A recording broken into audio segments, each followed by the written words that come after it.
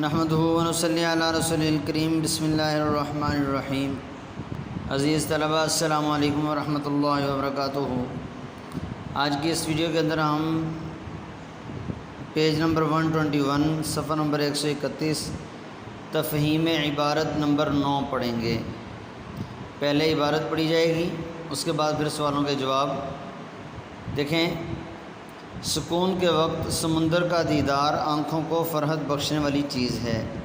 تختہ جہاز پر کھڑے ہو کر دیکھیں تو لہروں کا ایک لاتعداد سلسلہ نظر آتا ہے جو ہوا کے نرم نرم جھونکوں کے اثر سے سمندر پر قریب قریب ہر وقت آتے رہنے سے ایک دوسرے کے پیچھے حلقے بناتا چلا جاتا ہے۔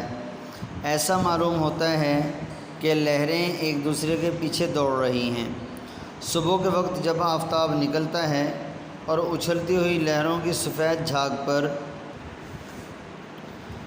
اس کی کرنیں پڑتی ہیں تو قوس قزح کے سارے رنگ دفعتاً شفاف پانی کے تختوں پر چمک جاتے ہیں۔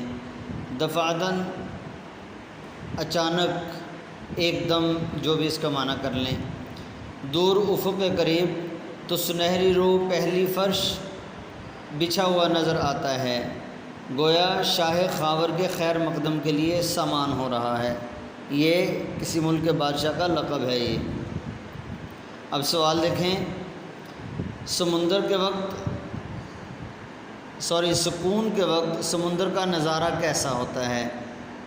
تو اس کا جواب پیج نمبر 121 پہ پہلی لائن ہے، سکون کے وقت سمندر کا دیدار آنکھوں کو فرحت بخشنے والی چیز ہے۔ یعنی سکون کے وقت سمندر کا دیدار آنکھوں کو تر و تازگی بخشنے والی چیز ہے، راحت دینے والی چیز ہے، جس کی وجہ سے روح کو بھی چین اور سکون ملتا ہے۔ اگلا سوال دیکھیں، تختہ جہاز سے سمندر کیسا نظر آتا ہے؟ اس کا جواب اسی سے آگے ہے، تختہ جہاز پر کھڑے ہو کر دیکھیں۔ اب یہاں پر یہ کھڑے ہو کر دیکھیں تو ہم نے سوال کے مطابق جواب دینا ہے۔ تختہ جہاز سے لہروں کا ایک سلسلہ، لاتعداد سلسلہ نظر آتا ہے جو ہوا کے نرم نرم جھونکوں کے اثر سے سمندر پر قریب قریب ہر وقت آتے رہنے سے ایک دوسرے کے پیچھے حلقے بناتا چلا جاتا ہے۔ ایسا معلوم ہوتا ہے کہ لہریں ایک دوسرے کے پیچھے دوڑ رہی ہیں۔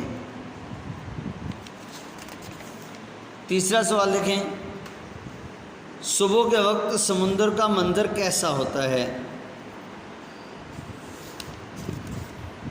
تو اس کا جواب ایک جملہ اپنی طرف سے لکھنا ہے، صبح کے وقت سمندر کا منظر بہت ہی دلکش ہوتا ہے، اور پھر جب آفتاب نکلتا ہے، صبح کے وقت جب آفتاب نکلتا ہے اور اچھلتی ہوئی لہروں کی سفید جھاگ پر اس کی کرنیں پڑتی ہیں تو قوس قزح کے سارے رنگ دفعتاً شفاف پانی کے تختوں پر چمک جاتے ہیں۔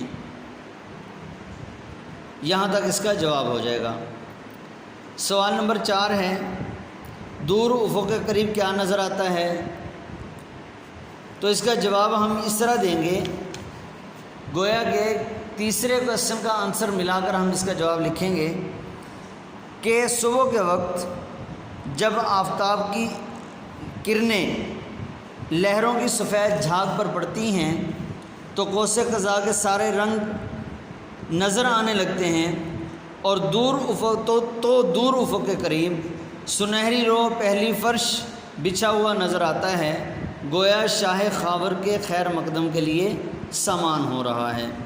تو عزیز طلباء، یہ ہوئی تفہیم عبارت نمبر 9۔